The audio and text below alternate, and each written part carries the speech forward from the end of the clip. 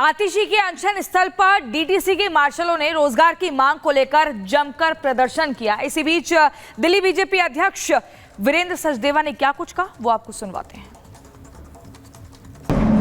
पूरी दिल्ली में आम आदमी पार्टी ने पिछले 6 महीनों से लगातार एक अव्यवस्था का माहौल दिल्ली प्रशासन में खड़ा किया हुआ है। इन लोगों को लगातार बाहर निकाला गया, सिविल डिफेंस को, मार्शल्स को। लगातार हम इनकी लड़ाई लड़ते रहे और आज जब वो अपनी समस्या लेके इनके पास जा रहे हैं तो उन्हें बीजेपी का कार्यकर्ता बता रहे हैं, लेकिन इनका पूरा अपना प्रशासन जेल से बेल और भ्रष्टाचार के खेल में व्यस्त है।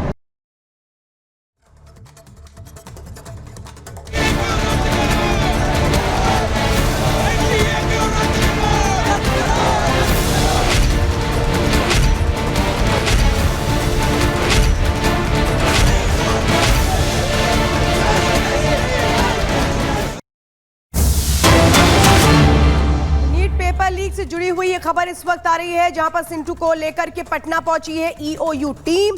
कल झारखंड के देवघर से गिरफ्तारी हुई थी सिंटू की और अब सिंटू से सवाल जवाब किए जाएंगे। जो ईओयू की टीम पहुंची है, इकोनॉमिक ऑफेंस यूनिट की जो टीम पहुंची है, वो इसको लेकर पहुंची। कल गिरफ्तारी हुई थी क्योंकि अहम किरदार सिंटू को माना जा रहा था, लेकिन सिंटू के ने ये सब किस तरह से किया, वो पूरी प्लानिंग कब रची गई, वो तमाम अहम सवाल हैं जो अब सामने आएंगे। उन सवाल के जवाब अगर कोई दे सकता है तो वो सिंटू है। सिंटू ही शायद बता सकता है कि कहां है संजीव, कहां है सिकंदर, क्योंकि इन तक पहुंचना अब अहम रह गया।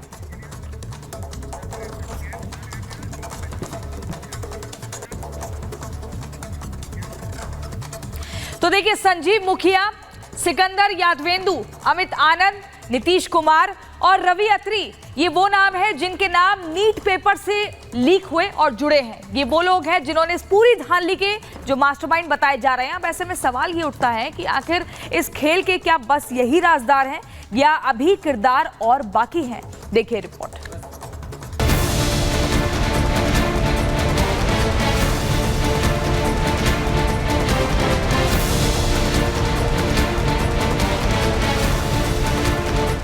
यही वो कार है जिसकी वजह से बिहार में नीट पेपर लीक का खुलासा हुआ। अगर ये कार पुलिस नहीं पकड़ती तो शायद ये धांधली उजागर नहीं होती। पटना के शास्त्री नगर थाने में खड़ी कार में सिकंदर यादवेंदु, अमित आनंद और नीतीश कुमार मौजूद थे। बताया जा रहा है कि केंद्रीय जांच एजेंसी को होटल के कर्मचारियों ने सिकंदर की गाड़ी का नंबर बताया था और इसी आधार पर अधिकारियों ने कार को पकड़ा। जिस वक्त पुलिस ने इस कार को पकड़ा, कार में एडमिट कार्ड बरामद हुए और उसके बाद पेपर लीक की कलाई खुलने लगी। जैसा कि पुलिस बताती है कि 4 जो एफआईआर में भी मेंशन है, 4 एडमिट कार्ड मिले और उसी एडमिट कार्ड फोटो कॉपी के निशानदेही पे उसके बाद पुलिस आगे बढ़ती है। इसमें से बहुत सारे रिकवरीज हुए, फोन रिकवर हुए जिसमें कि इंक्रीमेटिंग डॉक्यूमेंट्स थे, लैपटॉप रिकवर हुए, फिर पैसे की लेन देन की बात थी। सारे रिकवरीज और सीजर्स एफआईआर में मेंशन किए गए। उसके बाद 17 मई को ईओयू ने अपने अधीन इस केस को लिया और मामला आगे बढ़ता गया। इस कांड में उस रवि अत्री का नाम भी सामने आया जो यूपी पुलिस भर्ती लीक का मास्टरमाइंड है।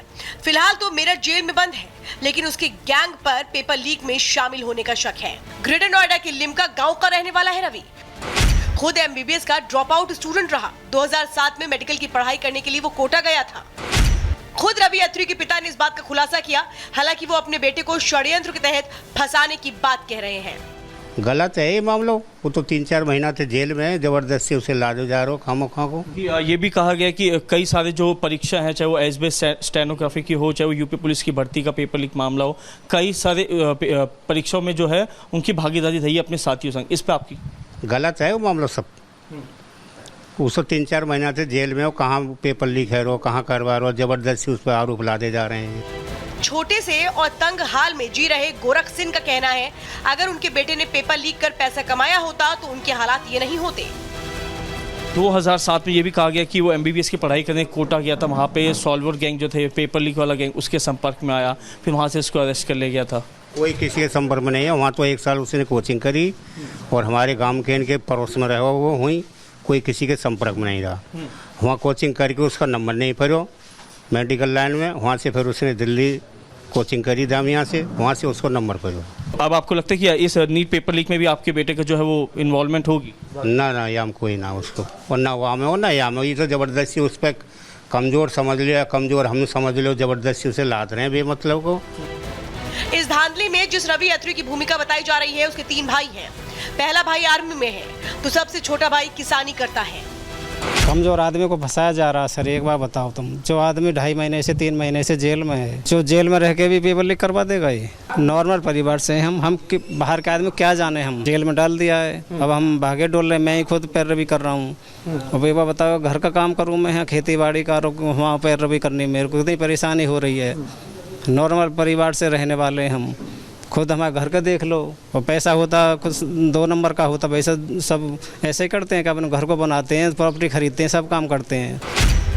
फिलहाल कोई चोर नहीं कहता कि उसने चोरी की है, लेकिन पेपर लीक के नटवरलालों को पकड़ने के लिए एक्शन मोड में काम किया जा रहा है और लाखों छात्रों के भविष्य से खिलवाड़ करने वालों को सलाखों के पीछे भेजने का काम भी जारी है। Bureau report, Republic Bharat.